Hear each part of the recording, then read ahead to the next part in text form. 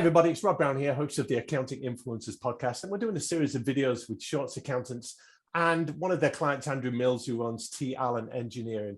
And this is the second video that we're doing about a particular employee ownership trust by way of an exit plan. And Andrew, how many people have you got working there at T. Allen? 32. And what do you exactly do? We are a specialist manufacturer of lifting equipment solely for the water utility sector. Okay, very specific. And Shorts are now your accounting advisors. They weren't at the beginning, and we talked about that in video one, and we talked about why the employee ownership trust was the best way to go. We're looking in this video on once the decision was taken to proceed, what happens then and how does this deal go through? And Andy, let me come to you first on this one. Talk about how you start to get the value right, the valuation right, look at working capital and other things like that. Yeah, I think the valuation is really one of the really key things, I think, because we think that's quite often a decision point for people. So we always structure it that we do the valuation first. It'll be a fair, full valuation, but it's important that it's not, it is the right number to give certainty to people and comfort to people in terms of the transaction. So we always go to a third party valuer as well to stand behind our valuation, make sure they're comfortable with it. And, and if we do that valuation piece and people aren't comfortable with the valuation, that's fine. We stop at that point. I think that's important in terms of keeping costs sensible people. But also then in terms of structuring it, then it's also important to think about, okay, how much is going to be day one? How much is going to be deferred? Because you want this business to meet the objectives of the business owner. One of them is usually a very successful legacy. There's going to be a successful legacy. This business needs to be able to breathe the other side. So you need to have enough working capital. You need to structure deferred so that you can invest and succeed. So that's one side of it. The other side of it is, okay, from an owner's point of view, how much money am I going to get day one and how long I'm going to have to wait for the rest? Because that's another important consideration. So it's just making sure we balance those two things and everybody's really comfortable and everybody's got clarity on what this is going to look like going forward. And the business can be successful the other side. So, yeah. And David, keeping all of this on track, nothing goes super smoothly. There's a lot of moving parts, isn't there? Talk to us a little bit about the tax angle that you were looking into. Yeah, so he talks about the headline, 0% capital gains tax rate for the seller, which is really key. But there are a number of things that we just want to get boxed off. So one of the things we do is write off to HMRC for clearance on the transaction. So that takes a little bit of time. Luckily, with Andrew's deal, we put a good letter in and it got back pretty quickly.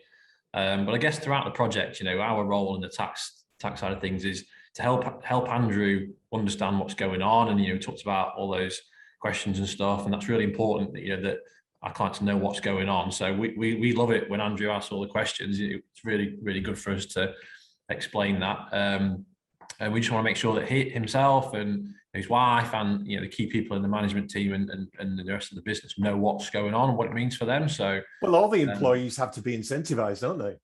That's right. And we talked earlier about the incentives for the workforce in general. If they're participating in a trust that's they're going to benefit from tax-free bonuses, for example, that's great.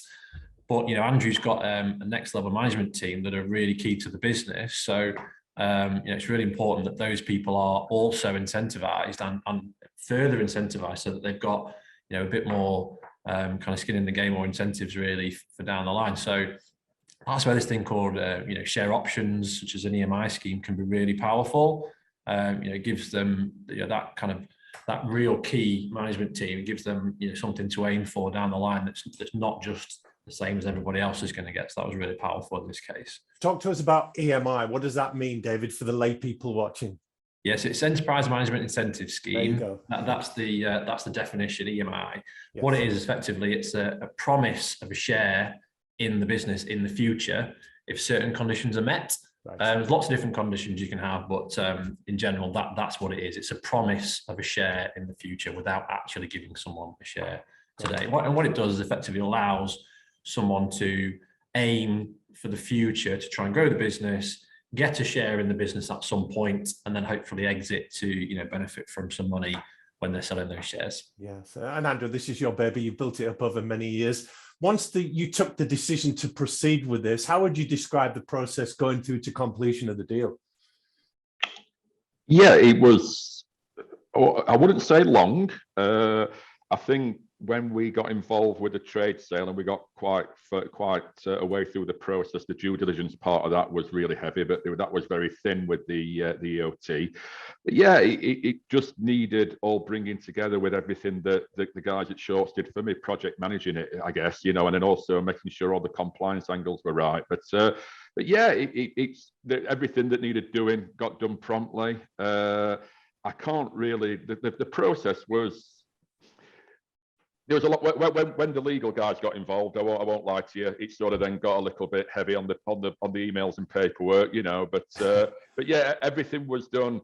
I knew that everything had to be done compliantly and correctly because it was a huge thing I was doing. So sure. So yeah, we got there. No problem really. Yeah. Andy, deals don't always go smoothly. Were there any glitches, any obstacles, any bumps in the road as we went along, or is it as smooth as Andrew maintains? Relatively smoothly, I think we'd say. But there is, as Andrew says, you know, there's always quite a lot of paperwork to do. You know, Adam, my colleague, and Dave did a lot of the heavy lifting on the project management, as Andrew's acknowledged, and I think that's really important. I think to have people who are experiencing the project managers that through for you. And you know, Andrew touched on the lawyers. Again, you need experienced corporate lawyers who are used to do EOT transactions. That's really important. And so people that you know can help you go through that smoothly, professional advisors. So part of our role is getting that experienced team together with us to deliver it. I mean, I think, but generally, compared to doing a trade sale or management buyout, you know, this is not an adversarial transaction. Generally, it's in everybody's interest to get this transaction done. And therefore, it's actually much smoother. Whilst there's lots of paperwork to go through, as Andrew said, it's actually much smoother than the other two options in terms of delivering it. And I think, you know, when owner managers looking at their options, that's perhaps one of the factors to sort of take into account, really, the sort of certainty of getting through it and the fact that the process will be smoother in comparison to the other options. Yeah, in all likelihood. And Andy brings us to a really important point, David, of having the right team. Andrew has spoken about the legal side of things, and that gets a little bit heavy. There's a lot of regulatory requirements with deals like this, and it's important that you have the right network of professionals you can trust outside Shorts to bring in on a team like this, isn't it? Yeah, absolutely. You know, you talked at the start about, you know, how Shorts, the tax and the corporate finance team, you know, we think work well together, but also you need those from outside the business to dovetail into that team as well. So, you know, we work with some really good lawyers that have done a lot of these EOT transactions. They know what they're doing. We trust them, they trust us, and it just makes sure everything goes really smoothly. Obviously, Andrew, you know, there's lots of documents that need to be signed and dated and stuff. So it is pretty heavy, but that's because there are very, very prescriptive tax laws around these EOTs that need to be met. So it's really, really important that, you know, you get a proper set of advisors on it, proper set of lawyers that know what they're doing to make sure you get those you know, those tax benefits. I think one of the things that wasn't applicable to Andrew's deal, but we've seen on other deals, it's probably worth mentioning, is that sometimes you need to go and get some regulatory approval. So maybe from the FCA, or, you know, if you're in the legal space, you might need some regulatory approval to actually sell your business to an EOT. And it's those kind of things that can throw a spanner in the works. And it's about having a good network to figure out who do you signpost these things to in order to get it all over the line. So anyone that's going into a thought process around whether this is right for them, I think, to start to think about, is there any regulatory stuff rather than just business stuff as well. So, and I'm just thinking, Andrew, to finish, I'm thinking of the African proverb, it takes a village to raise a child.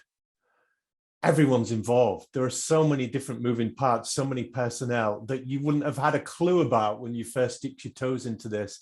But you must have been assured by, not just by the Shorts people, but access to the kind of expertise and trusted advisors they had, that this went through with the minimum of headaches and heart attacks and everything else. Yeah, That's absolutely right. And when I went to I actually went down in person to sign it all on the completion day, and the meeting room table, a large meeting room table was covered with documents, you know, but obviously all that had been brought together, and to actually get to that stage, it took a good amount of work, but we knew then that it had been done properly, you know, and when you look back on it, you're not going to be getting any shocks. You want everything to be compliant, you know, you want it to be right.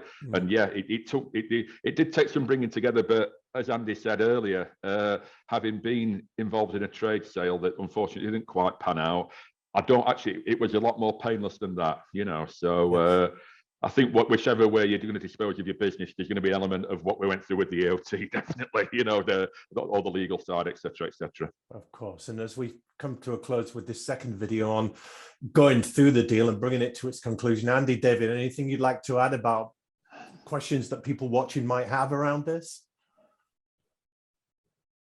Nothing from me, I don't think, in the day. Well, we've been pretty comprehensive here. There's a lot of moving parts. We're going to move to video 3 in a moment, where we'll look at, we're a little ways down the line now. How have things panned out and where are we at the moment? So for now, gentlemen, thank you so much for your time.